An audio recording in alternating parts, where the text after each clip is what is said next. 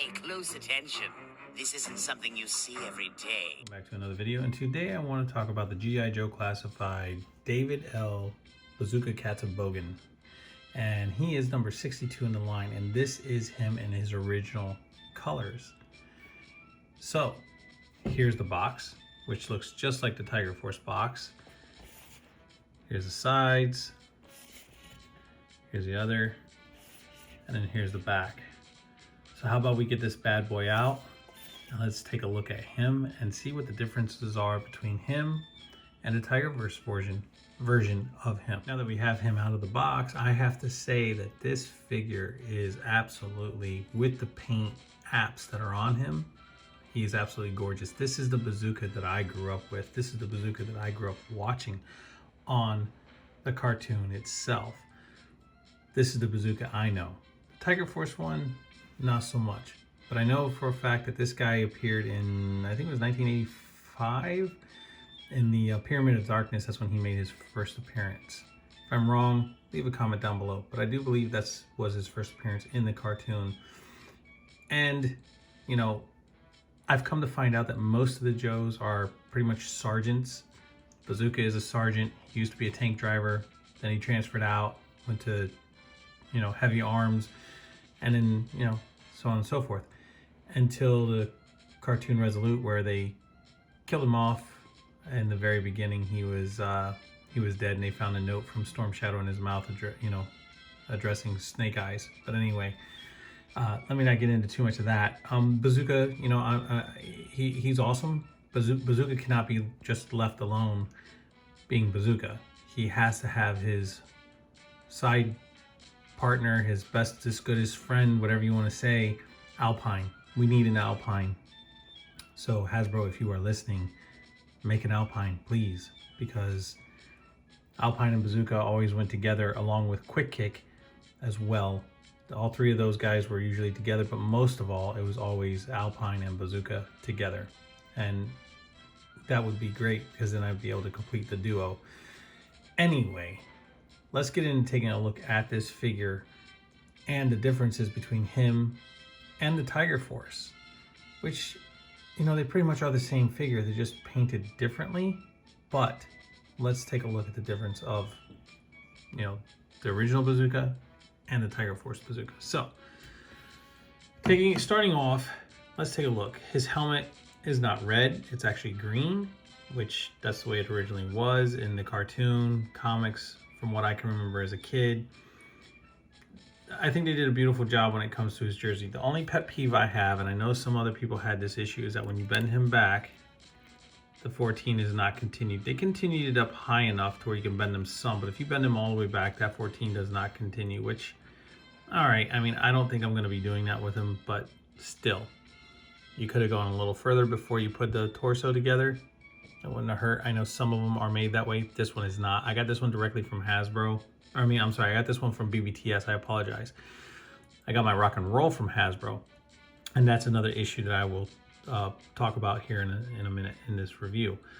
Then you have those stripes, nicely painted. Not a whole lot of paint slop on this guy. And then moving down, of course, we have his belt. And then, you know, I like the way they actually painted the buckle, just like they did on Tiger Force.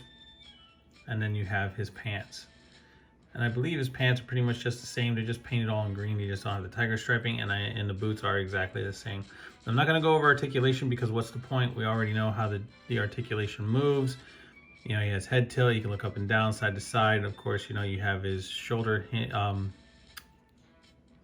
butterfly hinges in his shoulder, swivels, double joints, knees, elbows, everything good like that.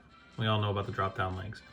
But my point of doing this review is that I want to show off, okay, this Bazooka to the Tiger Force Bazooka. And if you take a look, there are a lot of differences with this figure. Starting off with the Tiger Force, when you bend him back, the 14 goes all the way up. I think they just got lazy when it came to doing the repaint. The other thing is his belt. This belt on my Tiger Force Bazooka is a lot looser than This one's nice and tight. See, I can't move it with my finger. Pants, these pants are a little darker than these, and his boots, these boots are darker than these boots. Still has the wristbands, but these are actually a lighter green. And then of course the helmets are different. And when it comes to the face sculpt, I know they're the same figure, but if you actually look, they actually look a little different. I don't know if it's the skin tone, where he looks a little bit more tanner with this one and a little bit lighter skinned with this one. But the face sculpt, you know, I don't know if that's coming through, but I mean, it is the same head sculpt, but it looks a little different to me. That's just my opinion. He just does. Now Bazooka's weapon of choice, which is his RPG, this one is darker, and same thing with his backpack. Now the other weird thing is that my Tiger Force one has a weird way of standing. Like it seems like this leg is actually longer. And the only other thing that I find is that with the boots on this one, they don't want to move, you know, when it comes to the articulation too much, which I'll probably have to heat up. But this boot right here is kind of gapped out when it comes to the pants, and you can see it right there, right through. So no matter how hard I push up on it, it just still comes right back down. And I did not have that issue when it came to the Tiger Force one. Everything is nicely set. Whatever, that I can forgive. You know, I can say, hey, whatever. I mean, at this point in time, it is what it is. They don't care. Their quality's gotten a lot better. But I think with the Tiger Force, when it comes to certain things, I mean, they're same figures, so I don't understand. They're just painted. So how can you have it to where it's just so, you have so much of a difference when it comes to movement and tightness and with paint? But whatever, that's just a little minor nitpick on my behalf. So let me just continue with this. So then here you have the Bazooka for the Tiger Force. Now you have Bazooka's regular RPG, and it is nice. It's just a lighter green, that's all. Still opens, whoops, still opens where you can put the rocket in. I forgot that doesn't open like that. It's on a peg, so it actually swivels. It doesn't bend back. It actually rolls, you know, rolls up. You can still put your rockets in there. You can still put a rocket in the front. So you still have the same options you do with the Tiger Force. All right, and then as far as the backpack, here's the Tiger Force backpack, and then here is the regular Bazooka backpack, and they are identical. The only difference is that they painted this rocket here, and then they put the mouth with the teeth on this one here, which is cool, and then the other two are whatever. But I mean, you know, hey, whatever, they just want to make it a little different. But for the most part, it's pretty much the same, just a little bit more of a darker green. And I guess it's because of the Tiger Force. I don't know. I don't know what the difference would be. I don't know if, you know, they wanted it to just stand out a little different, or because it's Bazooka and he's Tiger Force, so they want to make him a little darker, I guess. I don't know. But I thought this was pretty cool that they added this stuff on there. All right, so as far as this Bazooka, is he worth getting? To me, yes, because he is the original Bazooka. Is the Tiger Force Bazooka worth getting? Yes, the Tiger Force Bazooka is worth getting because I have him. But did they have to make him first and then make him? No, you could have made both and they still would have both got sold. You know, people would have bought them, people would have picked them up. Here's my thing with this. If you're gonna make the regular Bazooka anyway, just make the regular Bazooka from the get-go, or any other character for that matter. You know, so you made Dusty first and now you're making a Tiger Force Dusty, and people are wanting to buy that Tiger Force Dusty. That's my point. Make the original line first, because that's what people want. People want this original line. Now that I've rambled and said what I had to say on that, the other thing I want to talk about, all right, let me just move these guys back a second here, is the boxing. Now, this box is perfect, right? And the only reason why I'm pointing this out, because I'm pretty much going to toss this, but I got this from BBTS, and it is perfect. It's not crushed in any way. It's not smashed in any way. which is nice. So people who are in box collectors, you know, have a great box. Now, to my rock and roll figure that I got straight from Hasbro, the carrier box, when it was delivered, was perfectly fine. Perfectly fine. And this box looks good, right? For the most part. Until you get to this right here where it had been smashed in. Good thing I'm not an inbox collector, because this would have really pissed me off. So why are we getting crushed boxes from Hasbro? I don't know. Maybe it was just a mistake. It happens, I guess. But the shipping box was not crushed in any way. It was actually perfect. So that's how I know it came from, you know, Hasbro that way. Anyway,